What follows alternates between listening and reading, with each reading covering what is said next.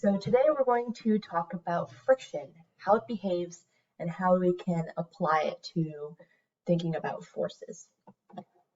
So first, I just want to talk about what causes friction, right? So friction is literally just the force that arises based on the interaction between objects based on their surface.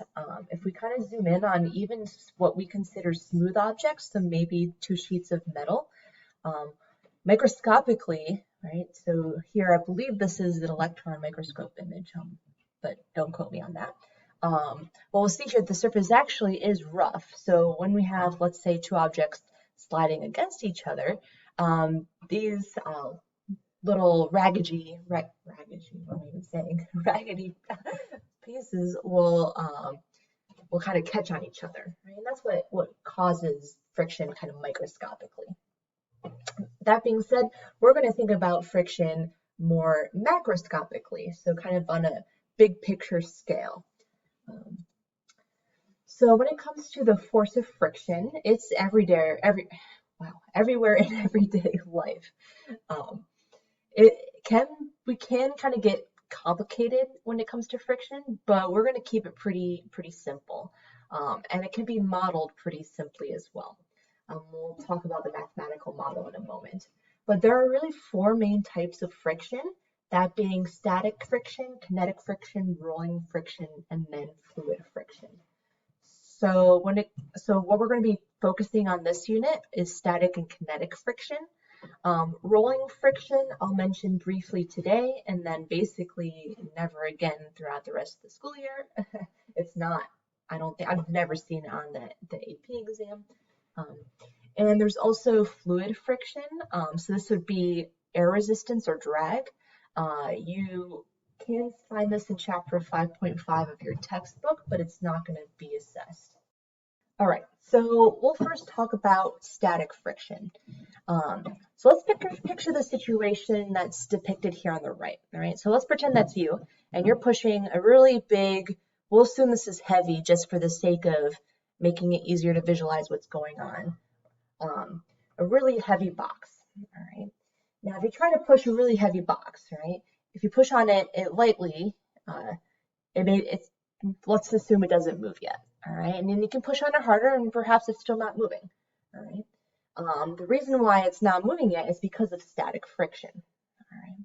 So this is the force that some sort of a surface exerts on an object to keep it from slipping or sliding across that surface. Now, to determine the direction of the static friction, just think about what direction the object would move if there were no friction. So for example, with this pushing the box here, if you're pushing it to the right, it doesn't move, so the static friction force is acting to the left, counteracting, basically negating this possible acceleration, right? So actually, if we were to draw a free body diagram, it would be something like this. You have the pushing force to the right, and then static friction counteracting it to the left. And then we also have normal and gravity. Now, what you might be noticing here, though, and thinking about our example, is that to determine the magnitude of static friction, it requires a little bit more thought, right? Because what we might notice is if you push on the box slightly, it doesn't move. So we have a kind of small pushing force, and the static friction is going to be equal to that in the opposite direction. If you push harder and the box still does not accelerate, well, now we have a larger pushing force and yet a larger static friction force. So on and so forth, up to the moment in which the box suddenly moves.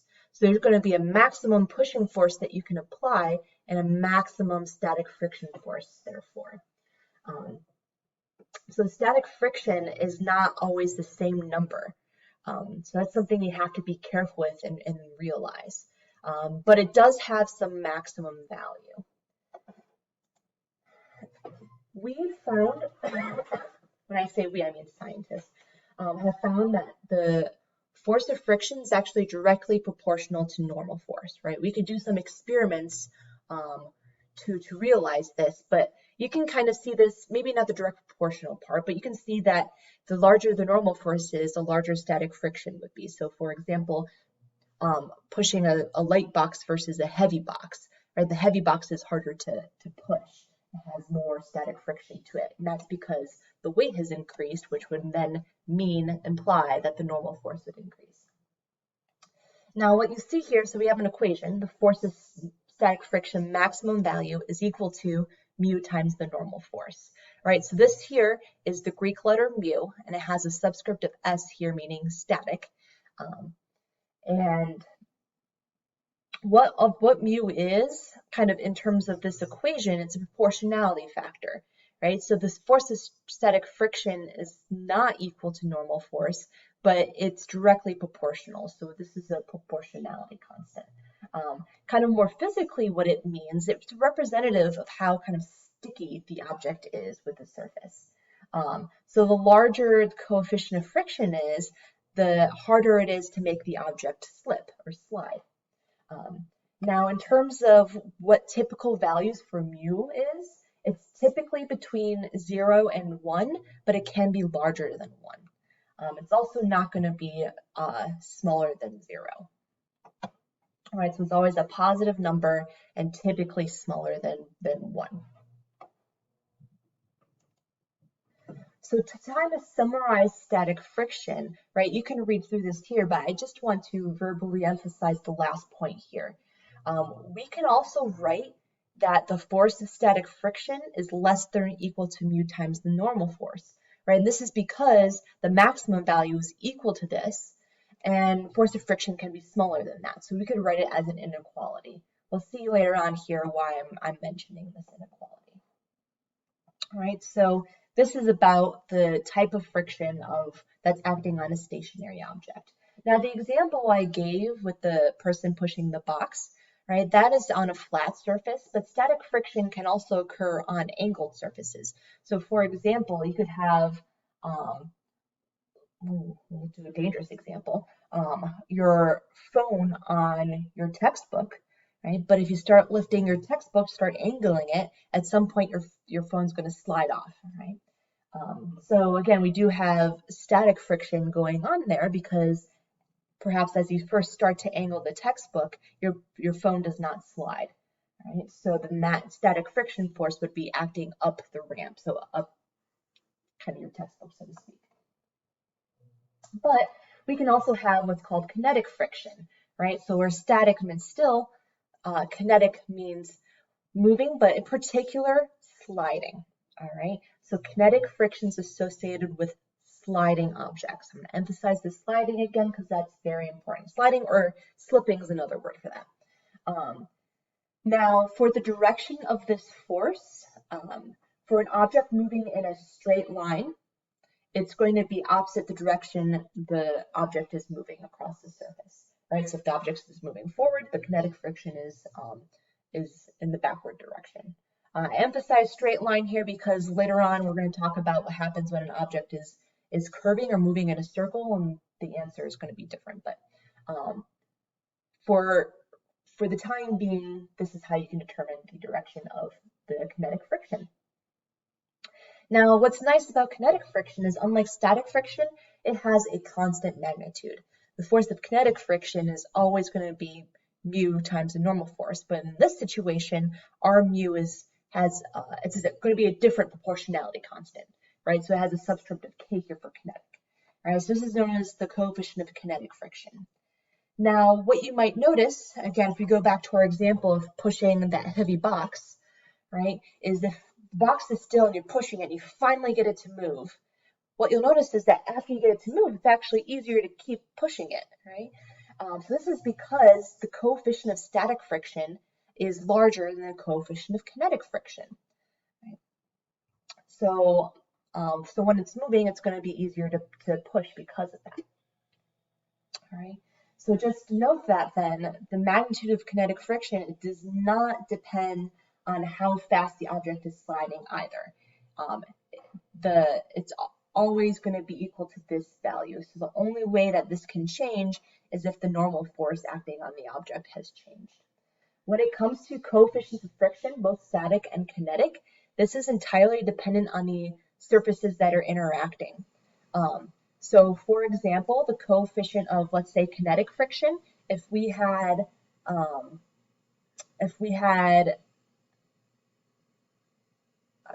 don't know why I'm having trouble thinking of surfaces, but let's say a wooden block sliding on a metal surface. That's going to have some specific coefficient value. And then let's say instead of a wooden block, maybe we have a metal block sliding on a metal surface. That's going to have a different coefficient value.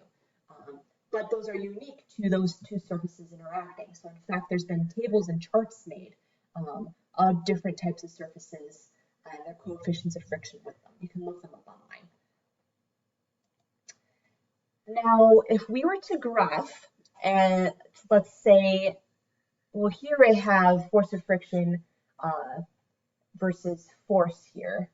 So what I mean by that is that if we were applying a force on an object, how does the friction force behave because of that? So let's go back to perhaps our example of pushing the box, all right? So if we just start to push on the box is not moving yet, and so we have this region of static friction, right? So this increases linearly because we've got these forces being proportional to each other, right? The more we push on it, the more that force becomes in equal amounts. Up to the point where this peak in the graph, is right when the object begins to slide. So we have some maximum coefficient, some maximum force value for our static friction, and that's when that occurs. And then our object begins to slide. So our graph then has a little bit of curve here to decrease to get to the point of which now it's sliding. So our object is sliding here, and so now our graph levels off because that force of kinetic friction is always constant, right? Even if we increase the force value that we're pushing with, that's going to remain the same. So it just might mean our object is going to accelerate more, and that's okay. Very briefly, I want to mention rolling friction. So rolling friction is pretty interesting because when we have, let's say, we're looking at a wheel rolling, you might think, oh, we have a moving object, so that's kinetic friction. But that's actually incorrect because what we notice here is that for a rolling object, as this wheel rotates, the point of contact between the wheelbase and the ground is actually at rest. It's not sliding. Right? So it's not like the tire is skidding across the surface. If it was skidding across the surface, like maybe you brake too hard, that would be kinetic friction. If you have control over that, there's kind of constant contact, and we have rolling friction instead. Rolling friction behaves similarly to kinetic friction in that it has a constant value. And also just want to mention that the coefficient of rolling friction is typically smaller than kinetic friction. But again, now we're basically never going to really talk about rolling friction again. We might deal with it briefly in a future unit, but actually we're going to estimate it as being static friction. But I just wanted to mention it now since I wanted to kind of mention all the types of friction we'll talk about. So kind of in summary, we could make this chart here, but I actually want to focus on this equation because your AP formula sheet states this as the only equation you have on it. Sorry, it's not even an equation, is it? The only inequality you have for force of friction. So it embeds all force of friction into one inequality. So it's that the force of friction is less than or equal to mu times the normal force. So you have to distinguish then what friction you're dealing with and how it behaves. If it's kinetic friction, you realize, all right, we're not dealing with the inequality now, and we're just dealing with we're dealing specifically with the kinetic coefficient value. Where if we're dealing with static friction, we know it's going to be less than this unless we're dealing with the maximum value. All right, so I hope that was helpful and you've learned perhaps a thing or two about friction.